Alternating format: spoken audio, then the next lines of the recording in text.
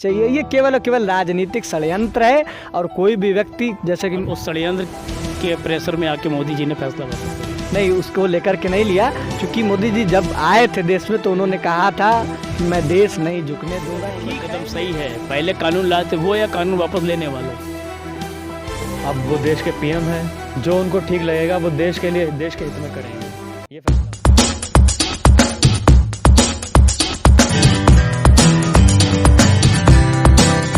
इस समय देश में हिंदुत्व और कृषि बिल को लेकर चर्चा सबसे ज़्यादा जोरों पर है। अगर इस बीच में बात की जाए तो कंगना रनौत, सलमान खुर्शीद, राकेश टिकैत और नरेंद्र मोदी सबसे ज़्यादा चर्चा में है। हमारे साथ आज यहाँ पे कन्नौज के कुछ युवा साथी मौजूद हैं। इनसे हम बात करना चाहेंगे कि आखिर कृषि बिल में ऐसा क्या हुआ कि हर कोई क्रेडिट लेना चाह रहा है, कोई अपनी जीत बता रहा है, कोई अपनी जीत बता रहा है। दूसरी तरफ हिंदुत्व को लेकर जो एक मुद्दा छिड़ा हुआ कंगना रनौत के बीच और सलमान खुर्शीद को लेकर, कुछ लोग सलमान खुर्शीद को टारगेट कर रहे हैं तो कुछ लोग कंगना रनौत को टारगेट कर रहे हैं। आखिर वजह क्या है?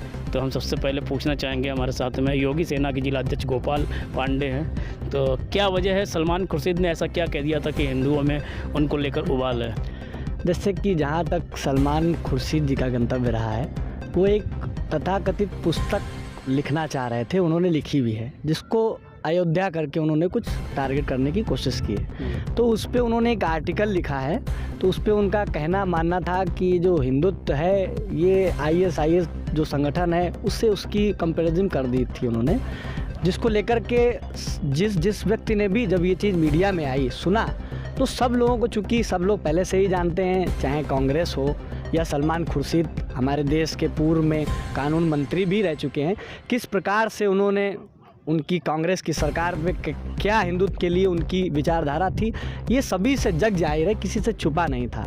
तो इन्होंने जब हिंदुत्व से इसकी तुलना की तो तमाम जो भी हिंदुत्व की विचारधारा रखने वाले लोग हैं, जहाँ तक कि आप सभी लोगों ने देखा होगा जब कोरोना काल आया था तो आखिर ऐसी कौन सी वैदिक वो परंपराएं थीं जिसको पूरे संसार ने देखा। ये हिंदुत्व है क्या?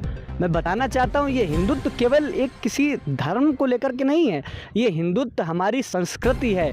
ये भारत की विराट वो संस्कृति है जो आदिकाल से, जब से सृष्टि का निर्माण हुआ है तब से लेकर के जब तक ये अनंत काल चलेगा, वह हमारी संस्कृति हिंदुत्व है। वह हिंदुत्व जिसने कोरोना के समय में पूरी दुनिया को नमस्कार करना सिखाया, जिसने पुराने नुस्खों को लेकर के जो कोरोना फैल रहा था फेफड़ों को रोकने के लिए, इन रोगों को रोकने के लिए जो हमारी धार्मिक सभ्यताएं थीं, उन सब ने, उनका मतलब है हिंदुत्व सलमान खुर्शीद ने दिया। ऐसा कोई नेता आता है एक बयान देके चला जाता है, हिंदुत्व की तुलना आईएसआईएस जैसे आतंकी संगठन, बोको हराम जैसे आतंकी संगठन से करके चला जाता है, उस पर राजनीति शुरू हो जाती है।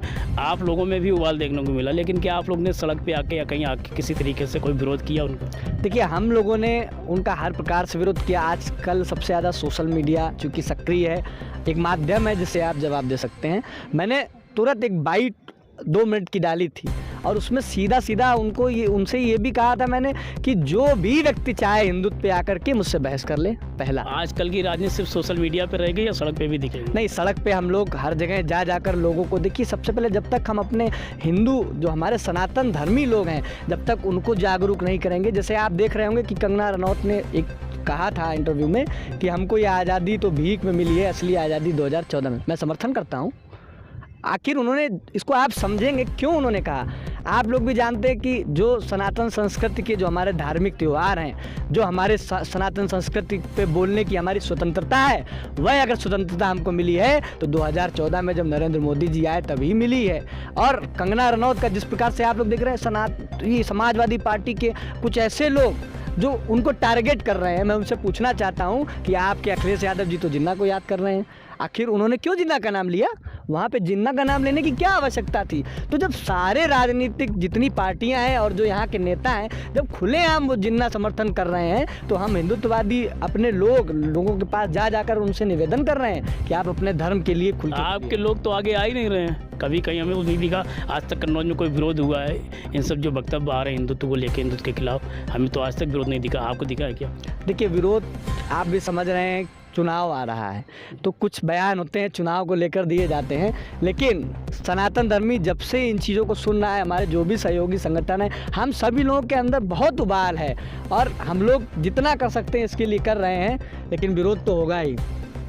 चुनाव के टाइम पे लाभ और नुकसान देख के बयानबाजी की जाती है, इनका कहना है गोपाल पांडे का। और जैसे अभी तक विरोध नहीं हुआ, काफ़ी टाइम हो गया सलमान खुर्शीद को ये ISIS और बोको हराम से हिंदुत्व की तुलना किए हुए, आज तक हमें विरोध सड़क पे नहीं देखने को मिला है। तो इसका मतलब कहीं ना कहीं समझ में आ रहा है कि प्रदर्शन भी, विरोध प्रदर्शन भी चुनाव को देख के, चुनाव के नफ़ा नुकसान को देख के ही किया जाता है। ऐसा कुछ है क्या? नहीं, ऐसा कुछ नहीं है, क्योंकि हम लोग जैसे कन्नौज में रहते हैं, यहाँ पर अब थोड़ी थोड़ी जागरूकता आ रही है, वो भी हमारे युवा साथी जो हैं। नहीं तो यहाँ किसी को लेना देना नहीं, किसी ने क्या क्या नहीं कहा। अभी तो इन्होंने हिंदुत्व की केवल तुलना ही की है, कौन गाली नहीं देता है, खुलेआम हिंदुत्व को सब गाली देते हैं। लेकिन जो हमारे सनातन धर्म के जो हमारे लोग हैं, वो बिल्कुल सोए हुआ हिंदू है, उसे कोई फ़र्क नहीं, उसे केवल अपना रोटी चाहिए, उसे अपना व्यापार चाहिए, उसे धर्म से कोई लेना देना ही नहीं है। लाख हम विरोध प्रदर्शन करें, वो यही कहेंगे कि देखो बस इनके पास कोई काम नहीं है।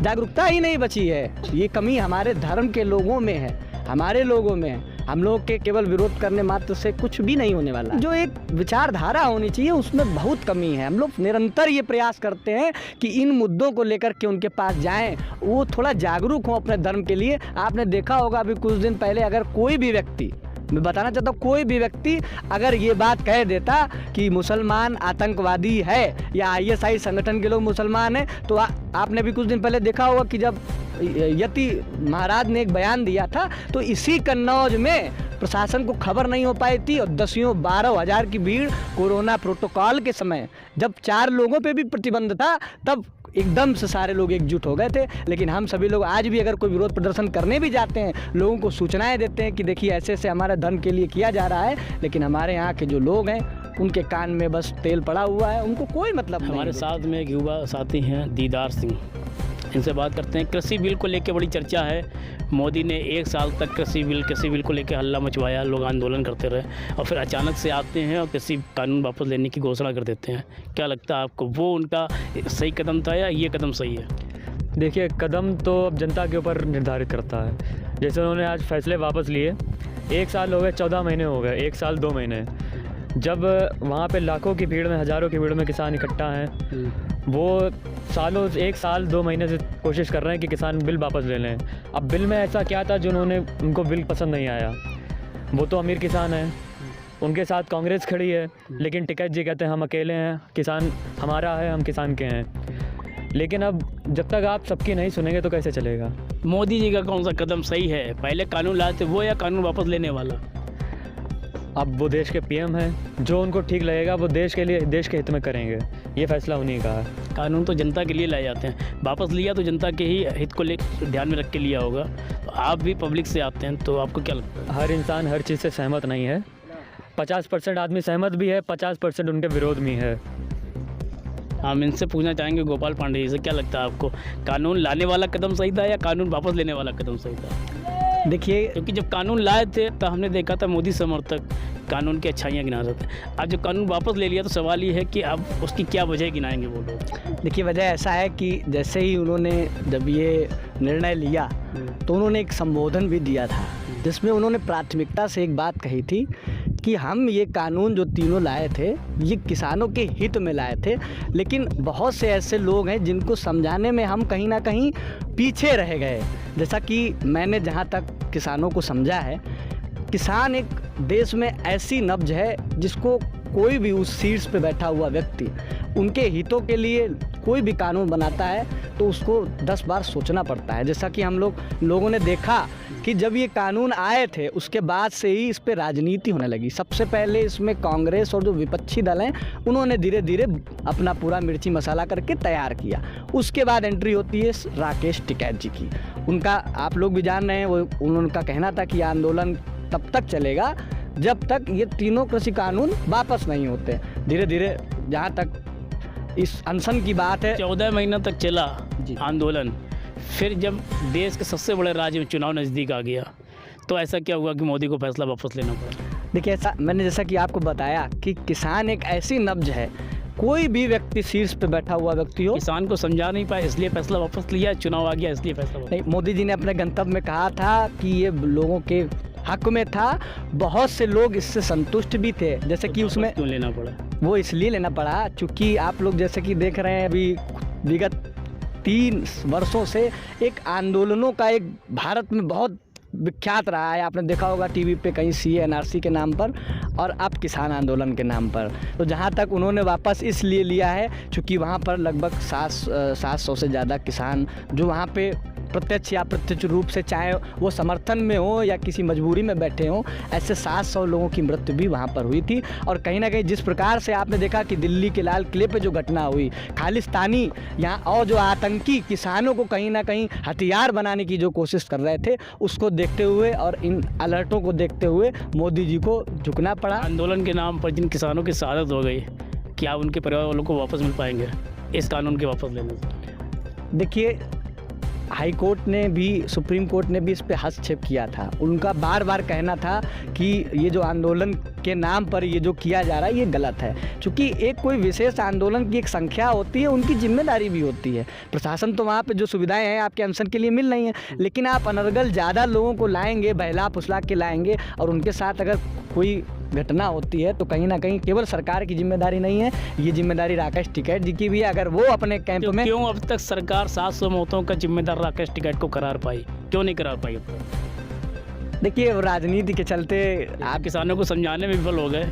वैसे जो किसानों की शहादत हुई उसके लिए राकेश टिकैत दोषी ठहराने में भी भाजपा सरकार विफल हुई है। वो कहीं ना कहीं विफल इसलिए हुई है क्योंकि राकेश टिकैत केवल किसानों के नाम का सहारा लेकर के उनका क्रेडिट लेना चाह रहे हैं। इसी से हम लोग समझ रहे हैं कि तीनों कृषि कानून वापस लेने की घोषणा भी हो गई है। उसके बाद जो भी टिकैत जी कह रहे हैं कि अभी तो हम रुके हैं, अभी तो MSP चाहिए, अभी तो ये चाहिए, ये केवल राजनीतिक षड्यंत्र है। और कोई भी व्यक्ति जैसे कि उस षड्यंत्र के प्रेशर में आके मोदी जी ने फैसला वापस लिया? नहीं, उसको लेकर के नहीं लिया, क्योंकि मोदी जी जब आए थे देश में तो उन्होंने कहा था कि मैं देश नहीं झुकने दूंगा। ठीक है, उनकी ही जीत सही, परंतु एक बड़े संकट होने से देश को प्रधानमंत्री जी ने बड़ा दिल दिखा कर के बचाया है। ये कृषि कानून जो वापस लिया नरेंद्र मोदी जी ने, इसके पीछे समाजवादी पार्टी, कांग्रेस और बहुत से दल हैं जो आके पीठ थपथपा रहे कि हमारी वजह से मोदी को बैकफुट पे जाना पड़ा। तो क्या लगता है किस वजह से मोदी ने कदम वापस लिया? मोदी जी ने जो भी मतलब उठाए हैं कदम, वो जनता के हित के लिए उठाए हैं। जैसे गोपाल दाने का मतलब ये राजनीति है, तो मतलब राजनीति के समय विपक्ष ज़्यादा मजबूर हो जाता है, तो इसी को लेकर मोदी जी ने जो मतलब उठाए जनता के लिए, विपक्ष को कमज़ोर करने के लिए कदम उठाया। विपक्ष को नहीं, वो तो प्रधानमंत्री है, जो उनका फैसला होगा वही फैसला होगा। तो हम गोपाल दादा फैसला तो उनका कृषि कानून लाने का था, फिर वापस क्यों लिया? उन्होंने जनता हित के लिए लिया वापस। कानून जो लाए थे वो जनता के हित में नहीं था, तो वो जैसा गोपाल दाने का उसी बात से सहमत हैं हम। तो समझ में नहीं आ रहा मोदी जी जो फैसला लिए थे कानून लागू करने का, वो जनता के हित में था या जो वापस लिया है वो जनता के हित में है? हम और भी जगह पे जाके और भी युवा साथियों से बात करेंगे, जानना चाहेंगे कि आखिर जो कृषि कानून वापस लिया गया वो जनता के हित में रहा या जो कानून लागू किया था वो जनता के हित में था। जो भी है इस बारे में बाद में ही कुछ कहा जा सकता है।